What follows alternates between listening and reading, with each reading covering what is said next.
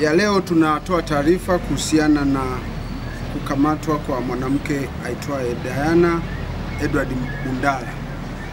Ni kwamba jeshi la polisi katika mkoa wa Mwanza linapenda kutoa taarifa kuwa linamshikilia na linaendelea kumhoji Diana Edward Bundala ambaye pia hujitambulisha kwa jina kama Mfalme Zumaridi, ambaye umri wake ni miaka 42, mkazi wa mtaa wa Bubuku, kata ya Buhongwa, wilaya ya Nyamagana.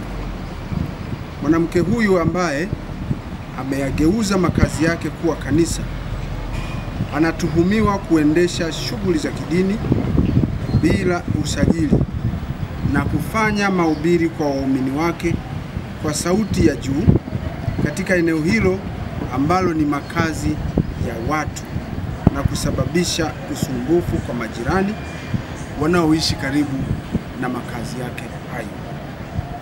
Aidha, mwanamke huyo anahojiwa na jeshi la polisi kuhusiana na taarifa ambayo inaendelea kusambaa katika mitandao ya kijamii ikimuonesha mwanamke huyo kwenye picha ya mjongeo akiwa na kundi la watoto wenye umri mdogo wa jinsia ya kike na ya kiume, huku akiwaeleza kuwa yeye ndiye Mungu wao ambaye ana uwezo wa kuwatenganisha na kifo.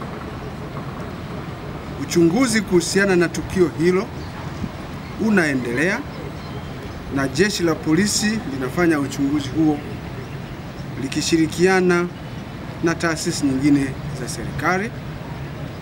Na wakati uchunguzi huo unaendelea, jeshi la polisi linaomba wananchi wenye taarifa mbalimbali zinazoweza kusaidia uchunguzi wetu ziweze kufikisha kwa jeshi la polisi ili ziweze kufanyiwa kazi. Uchunguzi kuhusiana na tukio hilo utakapokuwa umekamilika, hatua za kisheria zinazostahili zitaweza kuchukuliwa dhidi ya mwanamke huyu. Jeshi la polisi katika mkoa wa Mwanza, wakati linaendelea na uchunguzi kuhusiana na taarifa hizi, tunawaomba wananchi wawe na utulivu na kutupatia nafasi ya kuyafanyia uchunguzi haya. Mwanamke huyo ameshikiliwa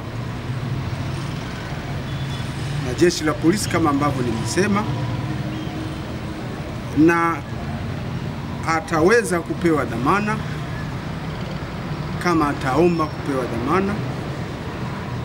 Atawasiliana na ofisi ya upelelezi